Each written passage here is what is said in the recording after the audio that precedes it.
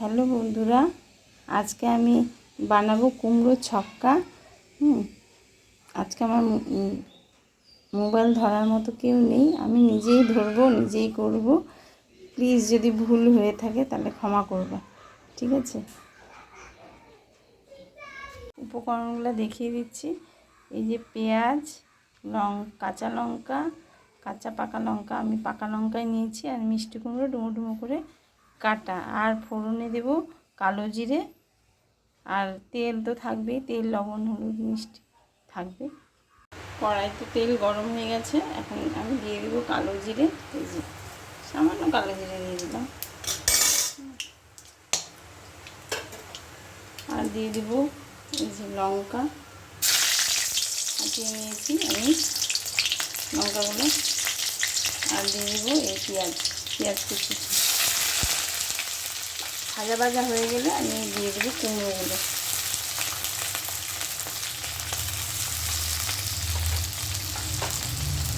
ভাজা ভাজা হয়ে গেলে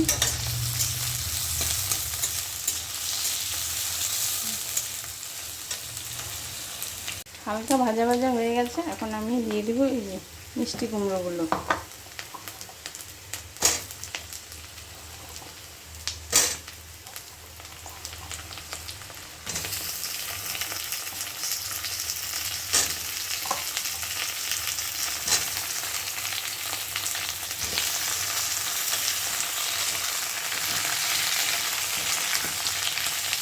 একটু কষে রাখলে তারপর লবণ হয়ে দেবে।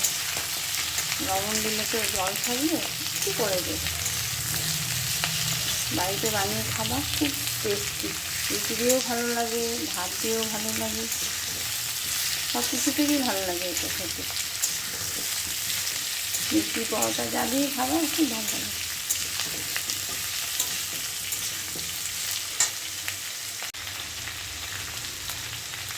এখন একটু লবণ দিয়ে দিলাম আন্দাজ মতো, আন্দাজ মতো লবণ দিয়ে দেবো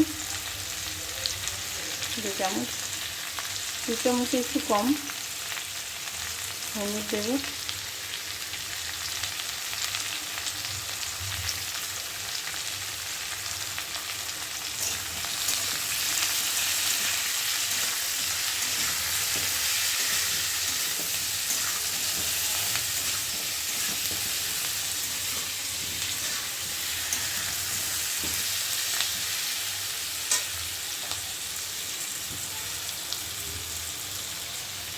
এখন একটু ঢাকা দিয়ে দেবো। একটু 5-10 মিনিট পর ঢাকনা উঠিয়ে দেখবো মজলো কিনা। এখন আমি ফিরে এসে দেখবো যে সিদ্ধ হলো কিনা। তো সিদ্ধ হয়ে গেছে। এখন একটু চিনি দিয়ে দেবো, মিষ্টি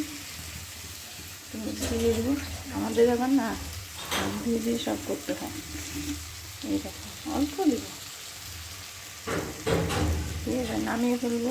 ব্যাস আমার কুমড়োর ছক্কা রেডি।